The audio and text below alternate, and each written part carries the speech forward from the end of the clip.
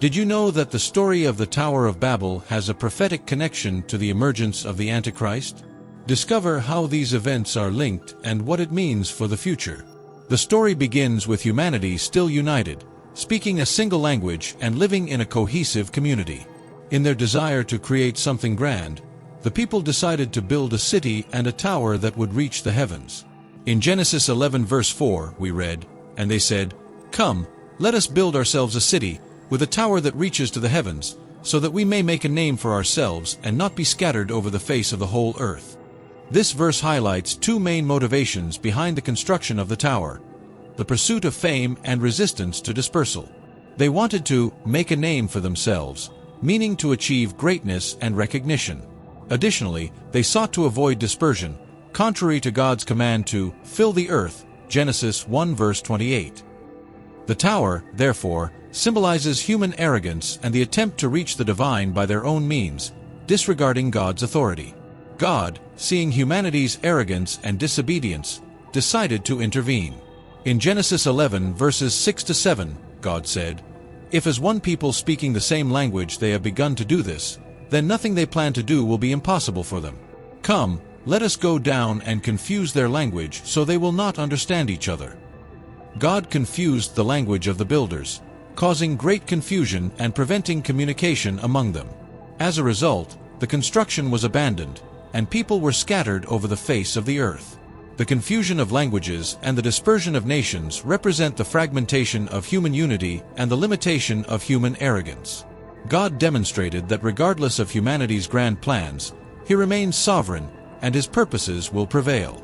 The tower, which was meant to be a symbol of power and unity, became a monument to the futility of rebellion against God. But the story of the Tower of Babel is more than a lesson about human arrogance. It is also a prophecy about the ongoing struggle between humanity and God.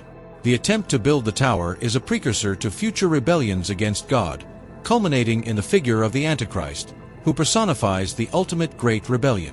The construction of the tower and the subsequent confusion of languages foreshadow the disorder and division that the Antichrist will bring to the world.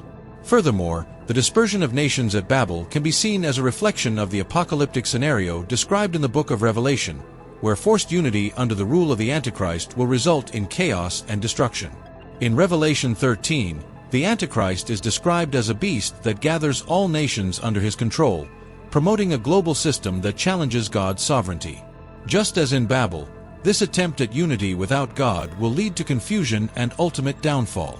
Now that we understand the biblical context of the Tower of Babel, let's explore the various theological interpretations that this story has sparked over the centuries. These interpretations not only illuminate the deep meaning of Babel, but also help us understand its connections to the emergence of the Antichrist. The Tower of Babel is often seen as a symbol of human arrogance and rebellion against God. Theologians have interpreted this story as a warning against pride and the attempt to achieve divinity by one's means. The construction of the tower, which was supposed to reach the heavens, Genesis 11 verse 4, represents humanity's aspiration to equal God, a repetition of the original sin of Adam and Eve in Eden. This desire for self-sufficiency and power is a form of idolatry, where humanity places itself in the place of God. St. Augustine, one of the great theologians of the Church, interpreted the Tower of Babel as a symbol of the earthly city, in contrast to the city of God. In his work, The City of God, Augustine describes the earthly city as characterized by self-exaltation and the pursuit of self-glory, while the city of God is marked by humility and the glorification of God. The tower, therefore, is seen as the epitome of the earthly city, where human beings seek their greatness instead of submitting to divine authority. Another interesting theological interpretation is the view of the Tower of Babel as a precursor to the kingdoms and empires that have risen against God throughout history. The book of Daniel, for example, describes a series of empires that oppose God and His people, culminating in the kingdom of the Antichrist. The attempt to build the tower and avoid dispersion is seen as an effort to create a unified global empire, a vision echoed in the prophecies about the global dominion of the Antichrist in Revelation. The story of Babel is also interpreted as a reflection of the ongoing struggle between unity without God and the diversity God intends. In the biblical narrative, God scatters the people and confuses their languages to prevent the concentration of power that could lead to a new global rebellion. This dispersion is seen as a protective measure, ensuring that no nation or empire can fully dominate the world without divine permission. This theme resurfaces in Revelation, where the Antichrist's attempt to create a global government is ultimately thwarted by divine intervention. Some scholars see the Tower of Babel as a metaphor for human communication and cooperation without God's guidance. The confusion of languages symbolizes humanity's inability to achieve true unity and peace without divine direction. This perspective is relevant to eschatological interpretations, where the peace and unity promised by the Antichrist are false and temporary, culminating in chaos and destruction. Contemporary theology also offers insights into the Tower of Babel. Many modern theologians interpret Babel as a warning against imperialism, globalization, and the abuse of power. They see the story as a critique of power systems that try to unify the world by force, without respecting cultural diversity and individual freedom. This view can be applied to the prophecies about the Antichrist, who is described as a leader attempting to impose an authoritarian global system. Understanding the story of the Tower of Babel and its theological interpretations prepares us to explore the parallels between this biblical event and the figure of the Antichrist. These parallels reveal a profound prophetic connection that helps us understand the role of the Antichrist in the end times. The Tower of Babel represents human arrogance and the attempt to achieve power and greatness without God. Similarly, the Antichrist is described in the Scriptures as a charismatic and powerful leader who seeks to exalt himself above God. In 2 Thessalonians 2 verses 3-4, Paul writes, "Don't let anyone deceive you in any way, for that day will not come until the rebellion occurs and the man of lawlessness is revealed, the man doomed to destruction. He will oppose and will exalt himself over everything that is called God or is worshipped, so that he sets himself up in God's temple, proclaiming himself to be God." This verse highlights the arrogance of the Antichrist, who resembles the attitude of the builders of the Tower of Babel. Both seek to usurp God's position, placing themselves at the center of power and worship. Babel's attempt to build a tower that reaches the heavens symbolizes this same quest for self-exaltation and defiance of divine authority. Another significant parallel is the pursuit of unification.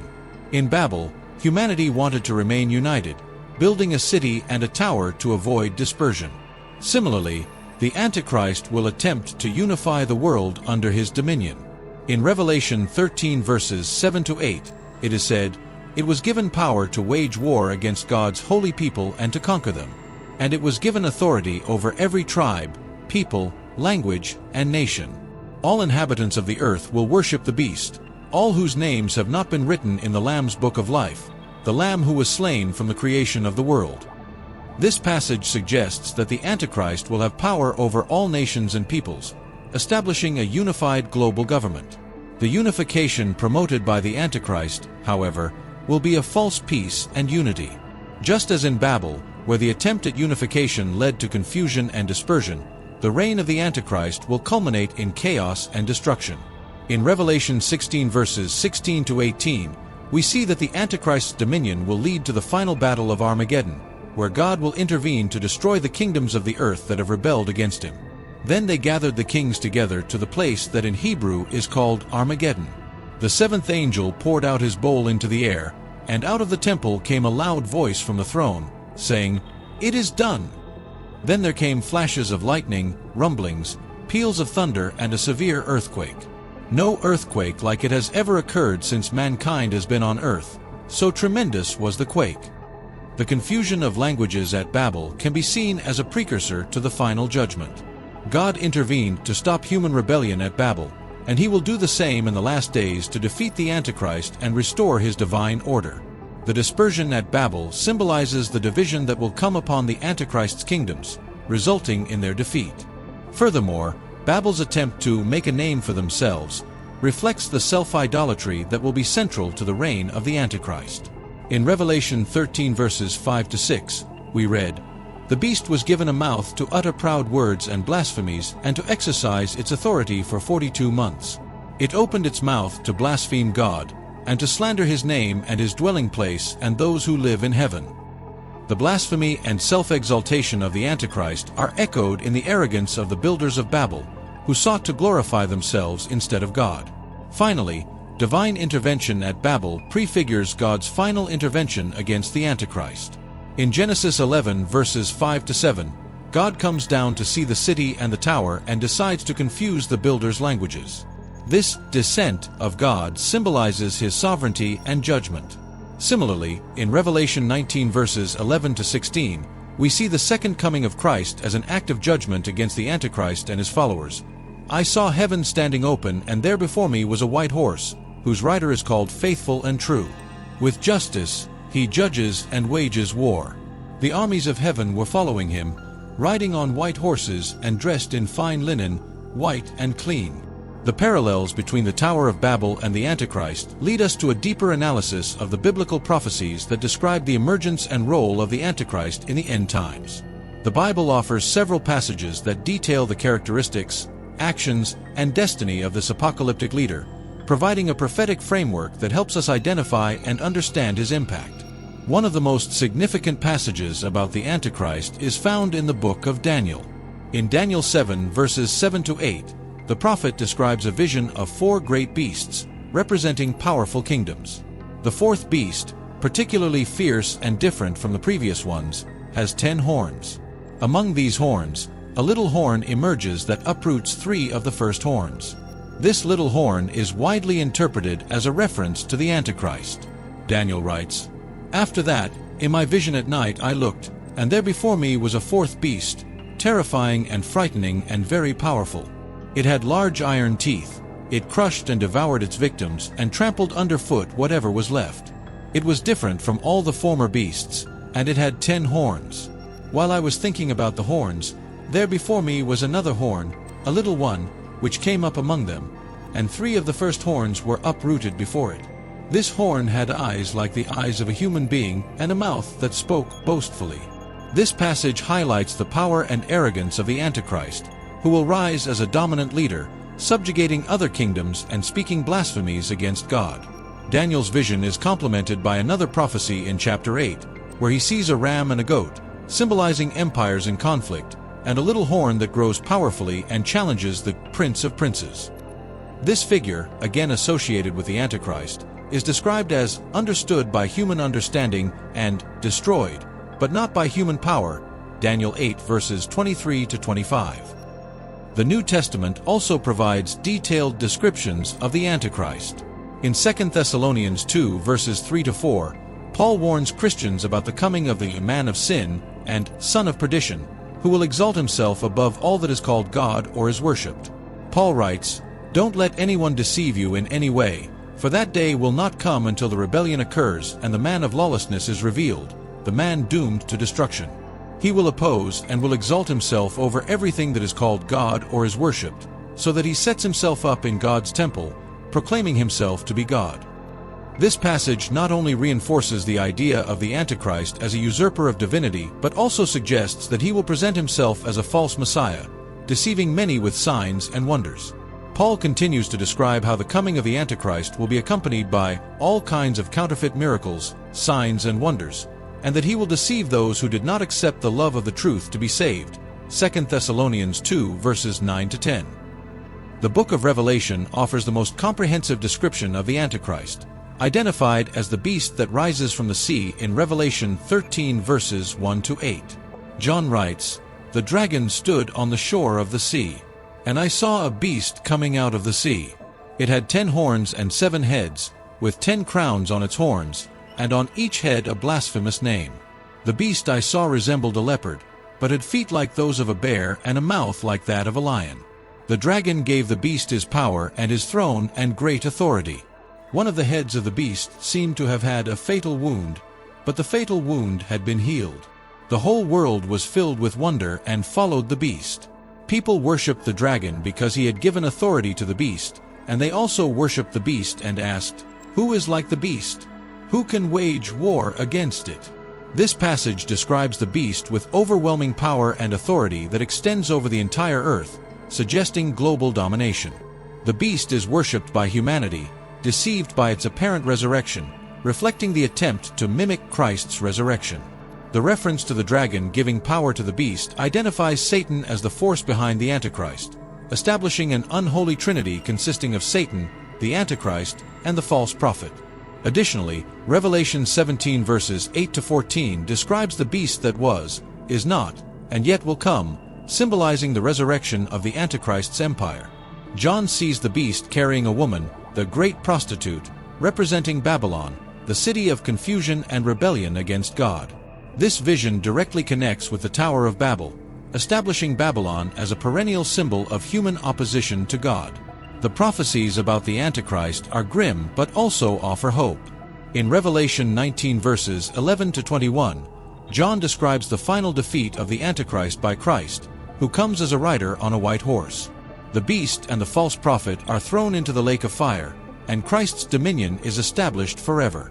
As we explore the biblical prophecies about the Antichrist, we encounter various theories and names suggested throughout history. These theories offer fascinating insights into how different cultures and eras interpreted the figure of the Antichrist and its possible representatives. Let's examine some of the most influential theories and the names that have been associated with the Antichrist. Historically, various political figures and powerful leaders have been identified as possible antichrists. During the Middle Ages, the Pope was often considered the Antichrist by Protestant reformers such as Martin Luther and John Calvin. They viewed the Roman Catholic Church and its leader as corrupt and oppressive, distorting the true Christian faith for power and control. Luther, in particular, wrote extensively about this view, considering the papacy as the beast of Revelation and the man of sin of 2 Thessalonians. Another figure frequently associated with the Antichrist is Napoleon Bonaparte. In the early 19th century, as Napoleon expanded his empire across Europe, many theologians and religious leaders saw him as a personification of the Antichrist. His boundless ambition, devastating military campaigns, and apparent disregard for the Christian religion reinforced this interpretation. The use of power and charisma to unify Europe under his rule was seen as a reflection of the biblical descriptions of the Antichrist attempting to create a global government. Moving into the 20th century, Adolf Hitler emerged as another figure frequently associated with the Antichrist. During World War II, Hitler's brutality, systematic hatred, and genocide against the Jews, and his desire to establish a 1,000-year Reich, resembled the apocalyptic prophecies about the Antichrist. Many religious leaders and theologians of his time saw in Hitler the characteristics of the man of sin, uniting humanity in a reign of terror that seemed to foreshadow the events of Revelation. Some modern theories suggest that the Antichrist may not be a single person, but a system or movement that opposes God. This interpretation is based on passages like 1 John 2 verse 18, where John writes, "Dear children, this is the last hour, and as you have heard that the Antichrist is coming, even now many Antichrists have come. This is how we know it is the last hour." This suggests that the spirit of the Antichrist may be present in various forms throughout history, culminating in a final figure or system in the last days. Other theories speculate about the identity of the Antichrist based on contemporary events and figures. Some identify current or emerging political leaders, especially those who promote globalization or policies that seem to undermine Christian values, as potential candidates for the role of the Antichrist. Technology and artificial intelligence are also seen by some as tools that could be used by the Antichrist to control and deceive humanity, reflecting the biblical descriptions of deceptive signs and wonders. The theories linking the Antichrist to specific figures and events are widely debated and often controversial. However, they highlight the ongoing relevance of biblical prophecies and the necessary vigilance to discern the signs of the times. The identity of the Antichrist may remain a mystery until he is revealed, but the Scriptures give us enough clues to be watchful and prepared. In Revelation 13 verse 18, John writes, "This calls for wisdom. Let the person who has insight calculate the number of the beast, for it is the number of a man. That number is 666. This passage suggests that those who seek spiritual wisdom will be able to discern the true identity of the Antichrist when he appears. The story of the Tower of Babel and the prophecies about the Antichrist reveal a profound and prophetic connection between human rebellion and God's plan for the end times. Understanding these connections alerts us to the dangers of arrogance and rebellion against God. Do you believe we are seeing the signs of the emergence of the Antichrist today? Leave your opinion in the comments and join this crucial discussion. Don't forget to subscribe to our channel for more prophetic analyses and share this video with your friends so that more people can spiritually prepare for what is to come.